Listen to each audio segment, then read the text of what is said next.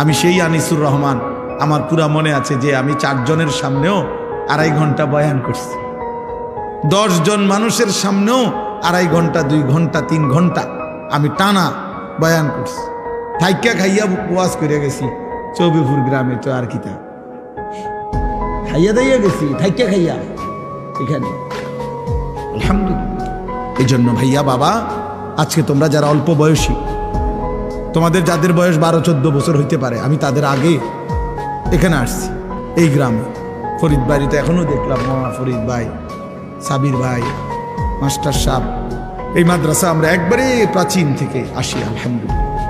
এই জন্য দোস্ত আমি অনুরোধ করি, তুমি অল্প কথা মনোযোগ দিয়ে শোনো, আল্লাহ বরকত দিন। হায়াতের কদর করো, 1-1 মিনিট দামি।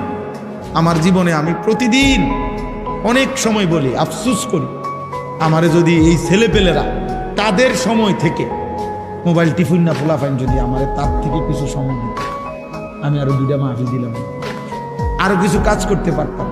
কোনোভাবেই আমি তাই না দইরাও কুলাইতারি না, সময়ের সাথে কুলাইতে পারি না।